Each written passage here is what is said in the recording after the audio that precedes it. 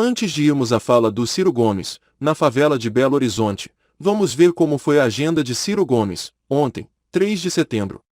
Eu vou acabar com a ganância do sistema financeiro, vou refinanciar a dívida que humilha 66 milhões e 600 mil pessoas que hoje estão no SPC. Pela manhã, o candidato do PDT esteve na cidade de Serra, na região metropolitana de Vitória. Ciro Gomes conversou com apoiadores e fez um rápido discurso. Disse que, se eleito, vai investir em uma política industrial para evitar a saída de empresas da região sudeste e promover incentivos fiscais para que a industrialização não fique concentrada apenas perto dos portos. Ciro Gomes também falou em aumentar os gastos do governo federal com a segurança pública para enfrentar o crime organizado nas periferias das cidades.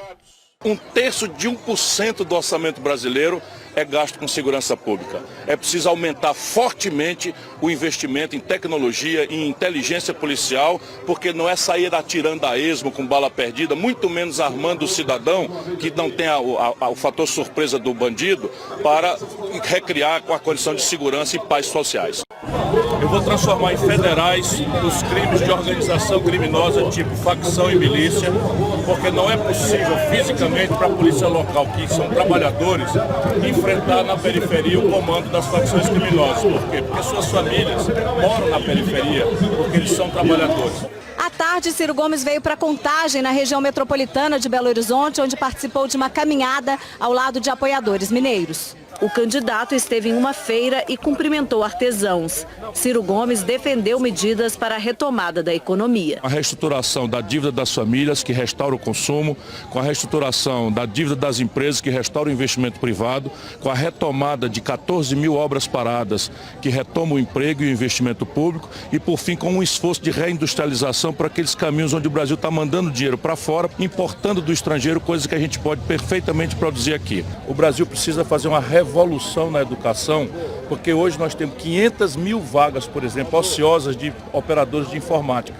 de programadores, e nosso povo desempregado. Qual é a distância entre o desempregado e a vaga que não tem gente para ocupar? A formação profissional. Portanto, fazer da educação pública brasileira uma das 10 melhores do mundo em 15 anos é a outra proposta que o Projeto Nacional de Desenvolvimento traz. Fica que nós estamos com uma proposta que acaba com a exploração escravista do consumidor brasileiro, com a lei anti-ganância, e o sistemão e a banqueirada resolveu partir para cima, criar intrigas e futricas, nos dividindo. Eu estou falando, como falei para sua colega, como resolver o problema do emprego, do desespero que o nosso povo está.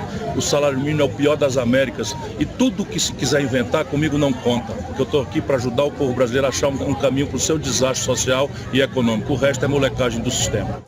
Essa declaração foi dada aqui em Contagem, numa feira livre que acontece na cidade. O povo brasileiro, numa proporção de quase 70%, por exemplo, aqui em Minas, votou no Bolsonaro para protestar contra a corrupção e a crise econômica produzida pelo Lula e pelo PT. Agora, decepcionados com o Bolsonaro, nós estamos sendo, o sistema está chamando o povo para votar de volta no PT e no Lula. Olha, isso vai destruir a nossa nação e eu quero libertar o Brasil para olhar para o futuro. Agora, vamos ver Ciro Gomes falando a língua do povo, numa favela de Belo Horizonte, ao explicar a proposta de lei anti-ganância, e por que ela é vital para todo mundo. Eu vou ficar em pé aqui para melhorar a postura. O Brasil, há 26 anos, tem consistentemente a maior taxa de juros do mundo. Tinha um mineiro que eu gostava muito, aliás, é muito difícil para mim não gostar dos mineiros, mas era o Zé Alencar, que foi vice do Lula. E ele dizia que o pai dele chamava juro de aluguel do dinheiro. E eu acho isso sábio para a gente explicar. Então, o juro é como se fosse o aluguel que você paga para usar o dinheiro que você não tem, que você pede emprestado dos outros. Se você cobrar, no mundo aí, você cobra 3% ao ano, no mundo inteiro, já é muita coisa. E os bancos ganham 3%. Então, você pega de cada R$100 que você toma, em um ano você paga R$3. No Brasil, nós estamos cobrando no crédito pessoal, eu vi uma taxa da Fininvest, eu vou logo botando o nome para poder a turma saber do que se trata. 1000%. 1000% no crédito consignado de um aposentado. Coitado, o que acontece com o brasileiro? O brasileiro está descapitalizado, está desempregado, perdeu a renda, adoece, corta a conta da luz, ele precisa tomar um emprestado, um dinheiro, vai no banco, toma R$100. Se ele passar 5 anos, é só para a gente comparar, é quase que ninguém para acreditar. Se o cara tomar R$100 emprestado e for pagar daqui 5 anos no juro brasileiro, ele está devendo 14 milhões de reais. Um prêmio da Mega Sena. Isso eu botei só para dar uma comparação. Mas no curto prazo, se o cara faz um crediário de um forno de micro-ondas que custa R$600, um bom forno de micro-ondas, e ele fizer o crediário, ele assina ali, ele não lê aquela letrinha pequenininha.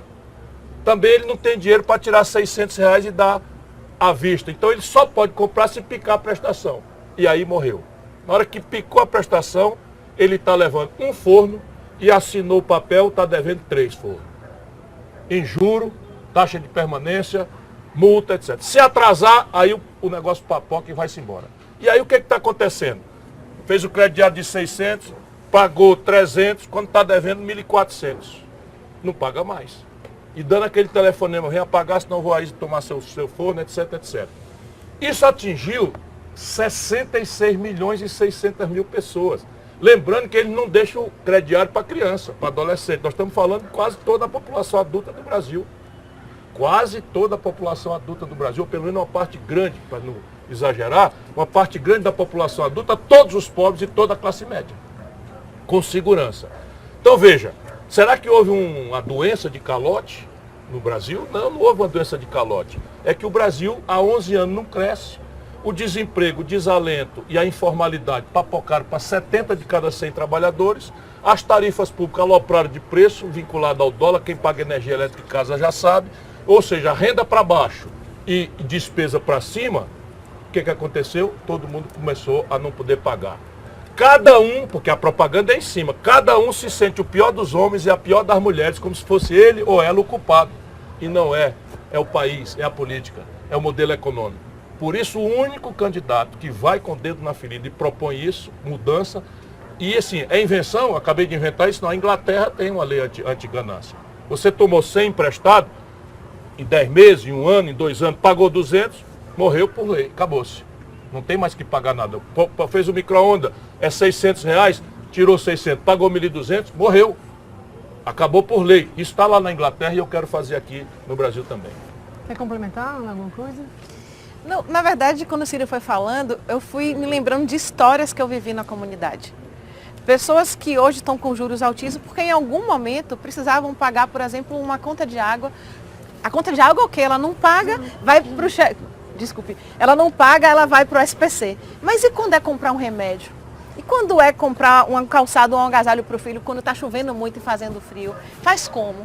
Antes do nome ficar sujo, ela tem que tomar uma providência. E aí vai no meio da rua, vai para uma financeira. E quando vai na financeira, que Ciro deu até um exemplo, se torna algo impagável. Eu estava outro dia, Ciro, por isso que eu estava longe aqui, conversando com uma senhora. Ela tem uma instituição social que cuida de pessoas com deficiência intelectual. E ela ama tanto o que ela faz, que quando ficou sem recurso para manter a instituição, ela foi na caixa, penhorou as joias que ela tinha, até a aliança dela de viúva. Meu Deus. Ela fez isso pelo amor à causa. Mas eu já vi pessoas muito próximas a mim fazerem isso para pagar a matrícula de faculdade de filho. E aí, faz como? Com o nosso programa, a gente tem 2 perspectivas. A primeira é evitar os juros abusivos. Se alguém precisar para comprar um remédio para uma emergência, porque é assim que o brasileiro entra numa situação dessa, a gente vai ter um limite, 2 vezes mais que a lei anti-usura. Ok. E a segunda perspectiva é fazer com que os nossos bancos brasileiros trabalhem para o nosso povo. Está no nosso plano de governo, desde o BNDES com o pequeno empresário, até os bancos públicos, com a taxa mais barata sendo o vetor da economia. Então, Ciro, eu vou ter a oportunidade de falar com vocês ainda hoje, mas quando eu gravei com essa senhora, por exemplo, aí, Dona Kátia, sabe por que ela está no SPC? Porque ela simplesmente não teve dinheiro para pagar a conta de luz. Na linha do que ele falou, a energia foi lá para cima. Eu gravei com outra senhora essa semana, ainda não passou, na cidade de Tiradentes, Dona Cláudia. Ela está com o nome sujo porque ela não pagou a conta de água. E ela disse, minha filha, ou eu compro a comida dos meus meninos, ou eu pago a conta. Nesse caso, é muito doloroso ficar com o nome sujo, mas pior é você precisar comprar um remédio e cair nesses juros da financeira. Então a gente está certíssimo e esse programa eu acho que vai ser um dos vetores do nosso país.